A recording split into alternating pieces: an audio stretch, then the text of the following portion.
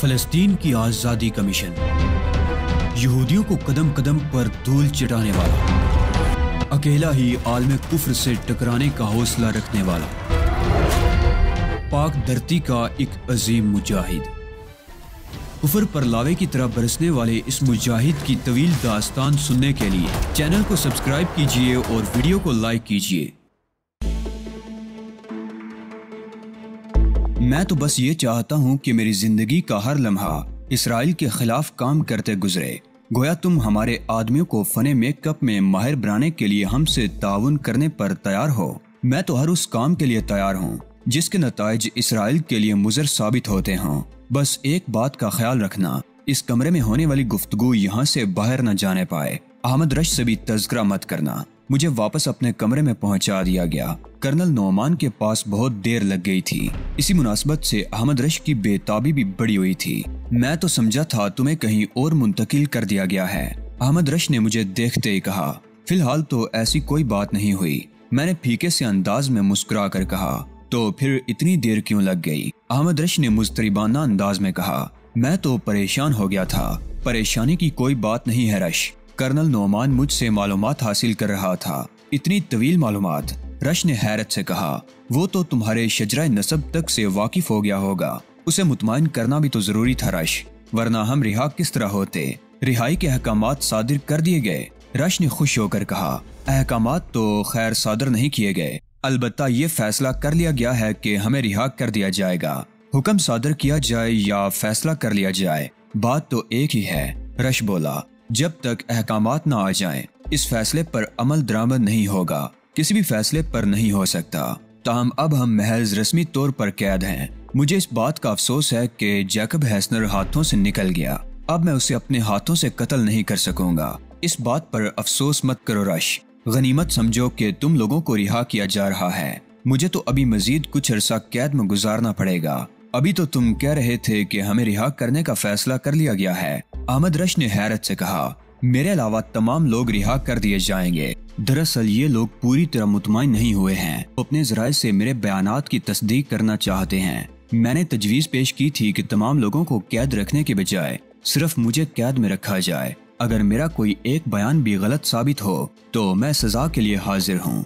ये तुमने अच्छा नहीं किया। इस तरह तुम्हारी जिंदगी खतरे में पड़ जाएगी। मैंने अगर कोई झूठ बोला होगा तभी तो मेरी जिंदगी खतरे में पड़ेगी, क्योंकि मैंने तो कोई गलत बयानी नहीं की। इसलिए मुझे कोई डर भी नहीं है। तुम समझते क्यों नहीं? फर्ज करो तुम्हारे किसी बयान की ये लोग अपने ज़राए से तस्दीक ना कर पाए तो क्या होगा?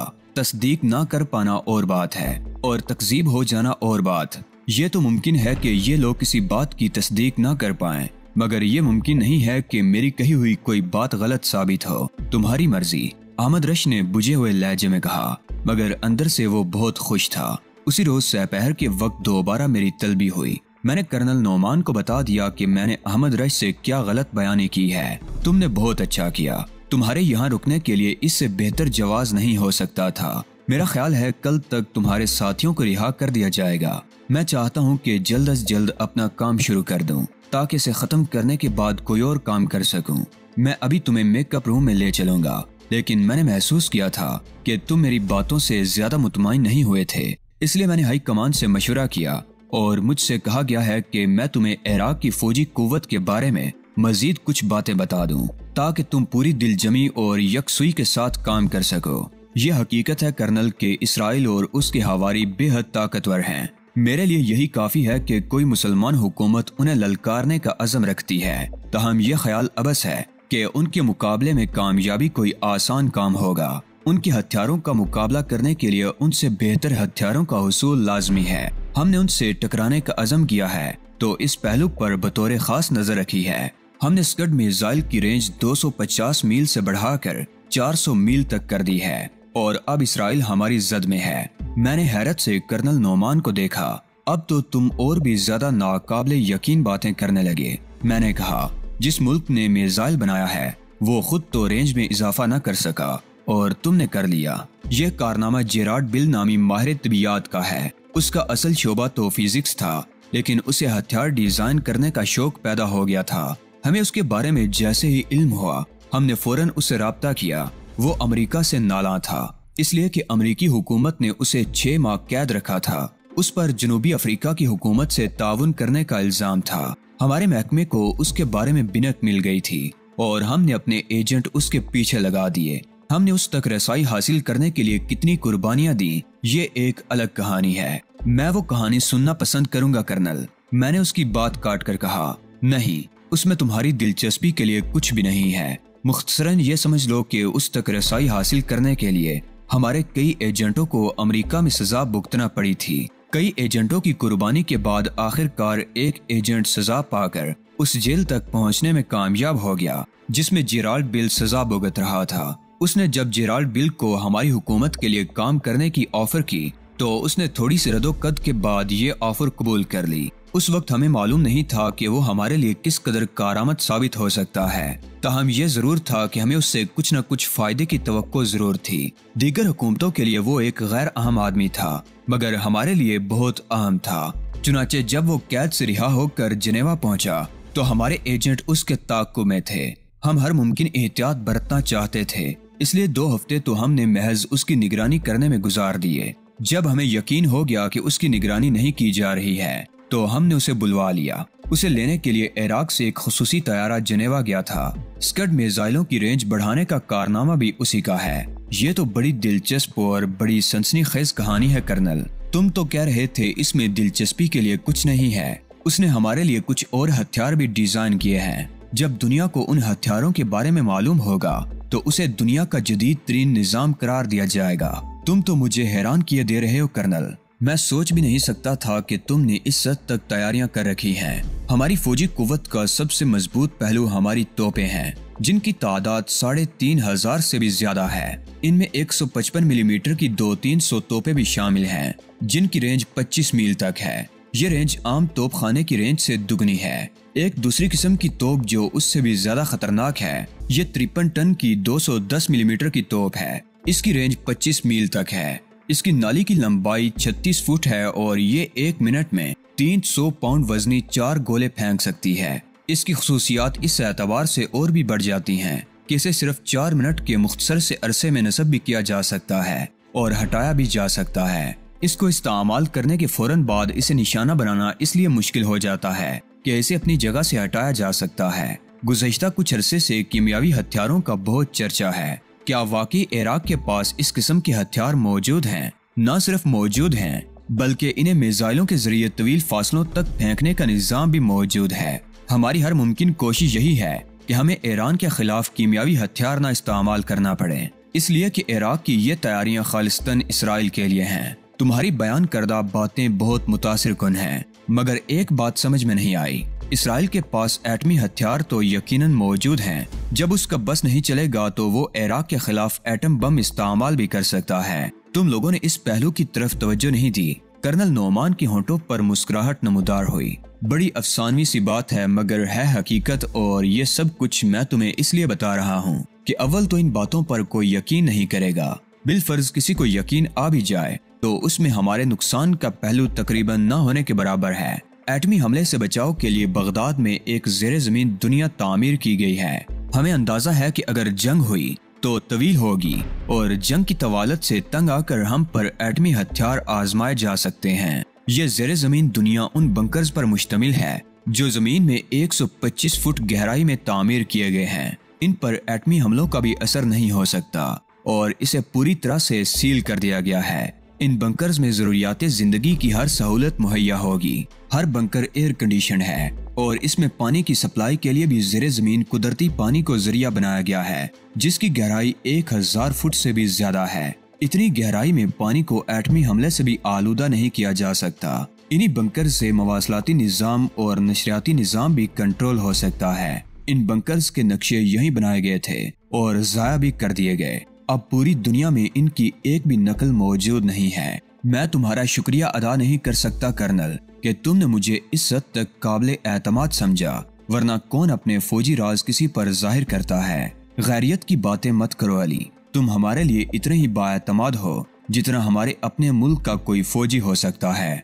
तुमने कौमियत का लिहाज किए बगैर पूरे आलम अरब में मुसलमानों के इस्तेहसाल के खिलाफ जिदोजहद में अमली हिस्सा लिया है। हम तुम पर एतमाद नहीं करेंगे तो और किस पर करेंगे? अब मेरी तमाम तर सलाहियतें तुम्हारे लिए वक्फ हैं कर्नल। मैं चाहता हूँ कि जब इसराइल को शिकस्त हो तो इसमें मेरा भी कोई नुमाया हिस्सा हो। इसराइल को शिकस्त हो या ना हो, तुम्हारा नुमाया हिस्सा बरकरार रहेगा। तुम्हारी खिदमत नजरअंदाज नहीं की जा सकती। जहाँ मुझे इस बात की खुशी है कि इराकी हुकूमत इतनी जिद्दोजहद कर रही है, वहीं इस बात का अफसोस भी है कि दीगर ममालिक क्यों ख्वाबे गफलत में पड़े हुए हैं। यकीन से कुछ नहीं कहा जा सकता अली। मुमकिन है हमारे अलावा भी कोई मुल्क खुफिया तौर पर तैयारी कर रहा हो। हमारे बारे में भी किसी को नहीं मालूम कि हमारे अज़ाइम क्या हैं। हमने तवील मंसूबाबंदी की है। मालूम नहीं इस पर अमल पैरा होने में कितनी मुद्दत और लगे, लेकिन इस पर अमल होगा जरूर। और हमें तवक्को है कि जब हम इसराइल से भिड़ जाएंगे तो दूसरे मुस्लिम ममालिक भी हमारा साथ देंगे। खुदा करे ऐसा ही हो। इसराइल को शिकस्त खुर्दा देखना और फलस्तीन को सहूनी तसल्लुत से आजाद कराना ही मेरे लिए सब कुछ है। आओ अब हम तुम्हें मेकअप रूम में ले चलें ताकि तुम अपने काम का आगाज कर सको। इराक की आर्मी इंटेलिजेंस का मेकअप रूम बहुत शानदार था। उसमें मेकअप में काम आने वाली जदीद तरीन अशिया तक मौजूद थी। कुछ कमी थी तो उसके इस्तेमाल में महारत की कमी थी और मुझे यह जिम्मेदारी सौंपी गई थी कि मैं इस कमी को दूर कर दूं। तुम्हारे आदमी बहुत कुछ जानते हैं कर्नल, मैंने कहा। इन पर ज्यादा मेहनत नहीं करनी पड़ेगी। अगले रोज अहमद रश वहाँ से रवाना हो गया। कर्नल नोमान ने उससे मिलने तक की जहमत गवारा नहीं की थी। जिन लोगों ने उसे रिहा किया उन्होंने भी उससे वही कहा जो मैंने कहा था, यानी मुझे उस वक्त रिहा किया जाएगा जब मेरे बयानात की तस्दीक हो जाएगी। अहमद रश का एयर जेट उसके हवाले कर दिया गया था और उनसे कहा गया था कि वो जिस तरह चोरी छिपे इराक में दाखिल हुआ था उसी तरह वहाँ से निकल जाए। अहमद रश के जाने के बाद मैं अपने काम में मसरूफ हो गया। मैंने उन लोगों को खुद पर कर्नल नोमान का मेकअप करके दिखाया। मैंने कर्नल नोमान के हर अंदाज और उसकी आवाज की नकल उतार के दिखाई। वो लोग मेरी कारकर्दगी पर इंगिश्त बदनिदां थे।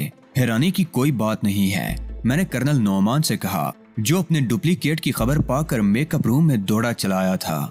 मेहनत, शौक और लगन से जो काम किया जाए उसमें हैरान कुन कामयाबी हासिल कर लेना कोई बड़ी बात नहीं है। मैं खालिस कर्नल नोमान के लहजे में बोल रहा था। मैं ये तस्लीम करने पर मजबूर हूँ, तुमने तमाम कामयाबियां अपनी सलाहियत के बल पर हासिल की हैं। कर्नल नोमान ने जिच होकर कहा, सलाहियतें हर शख्स में होती हैं। जो शख्स इन्हें मरकूज कर देता है वो कामयाब हो जाता है। मैंने अपनी आंखों से ना देखा होता तो मुझे इतनी हैरत अंगेज मुशाबत पर हरगिज यकीन ना आता। बेफिक्र हो कर्नल, मैं तुम्हारे आदमियों को हर वो गुर बता दूंगा जो मैंने अपने तजुर्बात से सीखा है और इसमें कोई ज्यादा वक्त भी नहीं लगेगा। ज्यादा से ज्यादा 1 हफ्ता। इस 1 हफ्ते के दौरान मुझे किसी चीज का होश नहीं रहा। मैंने दिन रात एक करके उन लोगों को मेकअप की बारीकियों से आगाह किया। उन्होंने भी निहायत मेहनत से वो सब कुछ सीखा और 1 हफ्ते के बाद जब मैंने कर्नल नोमान को रिपोर्ट पेश की तो वो एक बार फिर हैरान रह गया। इस 1 हफ्ते के दौरान वो बेहद मसरूफ रहा था और उससे मेरी कोई मुलाकात नहीं हुई थी। तुम कह रहे हो तुमने इन्हें सब कुछ सिखा दिया? उसने हैरत से कहा, इतने कम वक्त में ये कैसे मुमकिन है कि वो लोग महारत हासिल कर लें? वो अनाड़ी लोग तो थे नहीं, बहुत कुछ जानते थे। मैंने पहले ही कहा था कि वो 1 हफ्ते में सब कुछ सीख लेंगे। आओ मैं खुद देखूंगा कि तुमने उन्हें क्या सिखाया है, कर्नल ने कहा और हम मेकअप रूम में आ गए। 1 हफ्ता कबल मैंने खुद पर कर्नल नोमान का मेकअप किया था। इस बार कर्नल नोमान ने खुद को मेकअप के लिए अपने मातहतों के सामने पेश किया। कर्नल नोमान के चेहरे पर मेकअप मुकम्मल होने में कोई 2 घंटे के करीब वक्त लगा। जिन लोगों को मैंने तरबियत दी थी उन्हीं में से एक उसके चेहरे पर अपनी महारत आजमा रहा था। 2 घंटे बाद जब कर्नल के सामने आईना पेश किया गया तो वो एक बार फिर हैरान रह गया, जबकि मैंने मुतमईन अंदाज में सर हिलाया था। मैं तो हूबहू अली यार खान बन गया।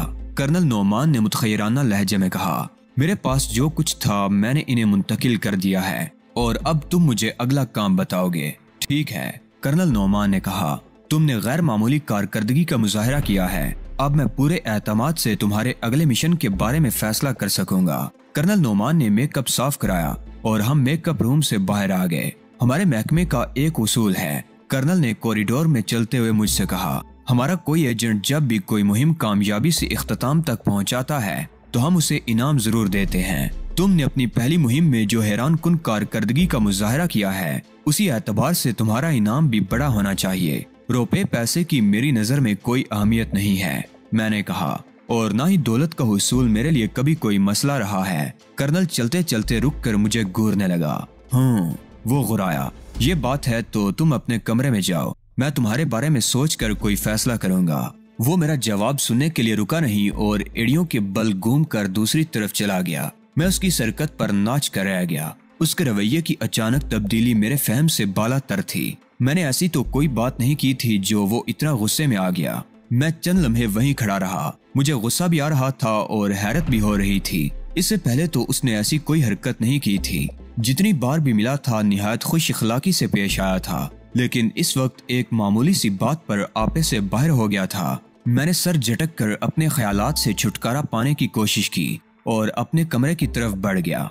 मैं इस किस्म के रवैये का आदी नहीं था और महज इसी वजह से दूसरों के लिए काम करने से गुरेज करता था कि इस तरह किसी न किसी के मातहत रहना पड़ता है, कुछ न कुछ पाबंदियां कबूल करनी पड़ती हैं। मैं आजाद रहकर काम करना चाहता था। किसी को जवाबदेही करना मेरी फितरत के खिलाफ था। शायद मेरी फितरत में सरकशी बहुत ज्यादा थी, या शायद गुज़श्ता चंद सालों के दौरान बढ़ गई थी। मैं ये तहिया करके अपने कमरे तक पहुंचा था कि कल सुबह ही कर्नल से माजरत कर लूंगा, मगर कमरे के दरवाजे पर नजर आने वाले मंजर ने मेरे इश्तियाल में मजीद इजाफा कर दिया। दरवाजे पर एक मुसल्ला बावर्दी फौजी दिखाई दे रहा था। मेरा गुस्सा इंतहा को पहुंच गया। कर्नल नोमान किस किस्म का मजाक कर रहा था? वो मुझे दोबारा कैदी बना देना चाहता था। जब उसने तमाम लोगों को रिहा कर दिया था तो फिर मेरे साथ इस किस्म का सलूक क्यों कर रहा था? मैंने तो उसके साथ कोई बुराई नहीं की थी, बल्कि उसके काम ही आने की कोशिश की थी। थोड़ी देर पहले तक मैं आजाद था और अब मेरी निगरानी के लिए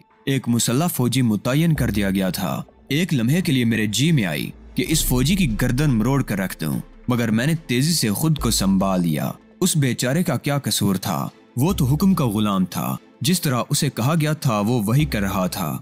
उसे उलझना बेसूद था और उसे उलझ कर कुछ हासिल भी तो ना होता। उस इमारत से फरार होना भी आसान नहीं था। मैं रुके बगैर अपने कमरे के दरवाजे की तरफ बढ़ गया। फौजी को मैंने नजरअंदाज करने की कोशिश की थी, मगर उसने मुझे सल्यूट किया तो मैं हैरान रह गया। तुम यहाँ क्या कर रहे हो? मैंने स्पॉट लहजे में उससे सवाल किया। निगरानी जनाब, उसने इंतहाई मुख्तसर जवाब दिया और मैं बुरी तरह बिना गया। क्या मैं कोई कैदी हूँ जो तुम मेरी निगरानी कर रहे हो? मैंने बड़े खराब लहजे में कहा। वो खिसियाना सा हो गया। आप मजाक कर रहे हैं जनाब, उसने बेबसी से कहा। मैंने मुनासिब यही समझा कि उसके साथ मगजमारी ना की जाए। वो फौजी रंगरोट था। ऐसे लोग अकल से महरूम होते हैं जो हुक्म दिया जाए सिर्फ उसी पर अमल करते हैं और उनमें मजाक की हिस्स भी नहीं होती। इसके बावजूद उसका कहना था कि मैं उससे मजाक कर रहा हूँ। मैंने कमरे का दरवाजा खोला और दरवाजा खोलते ही चौंक पड़ा। कमरे में रोशनी हो रही थी जो एक गैर मामूली बात थी। रोजाना खुद आकर कमरे की लाइट जलाया करता था।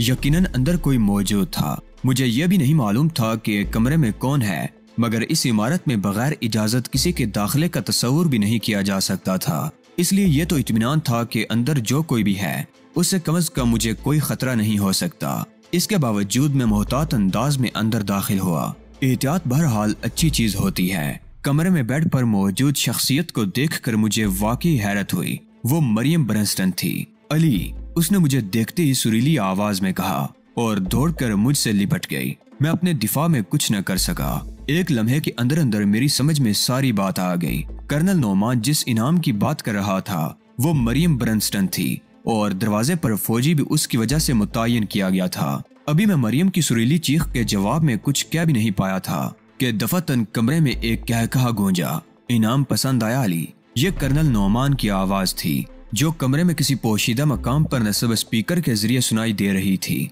मैं अब तक इस बात से लाइम था कि वहाँ ऐसा कोई निजाम भी है। मुझे तुम्हारा अंदाज पसंद नहीं आया कर्नल, मैंने बुरा सा मुंह बनाकर कहा, लेकिन तुम मुझे पसंद आए हो। कर्नल ने एक और कहकहा लगाया। और जो लोग मुझे पसंद आ जाते हैं उन्हें ऐसे ही सरप्राइज दिया करता हूँ। छुप कर दूसरों की गुफ्तगू सुनना भी कोई पसंदीदा बात नहीं है कर्नल, मैंने मजीद कहा। ऐसा पहली बार हुआ है अली, इत्मीनान रखो। मैं तुम्हारी खलवत में मुखल नहीं होऊंगा।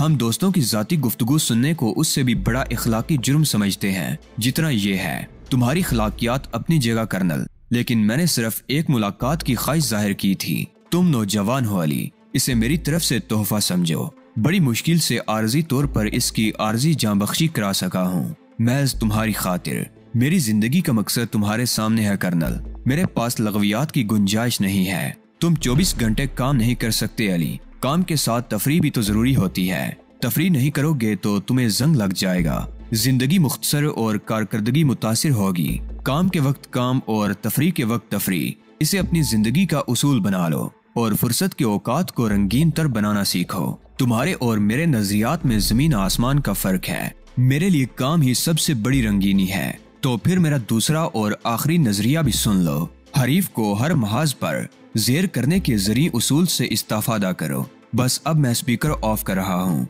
सुबह मुलाकात होगी। शब बखैर। और उसके साथ स्पीकर से आवाज आना बंद हो गई।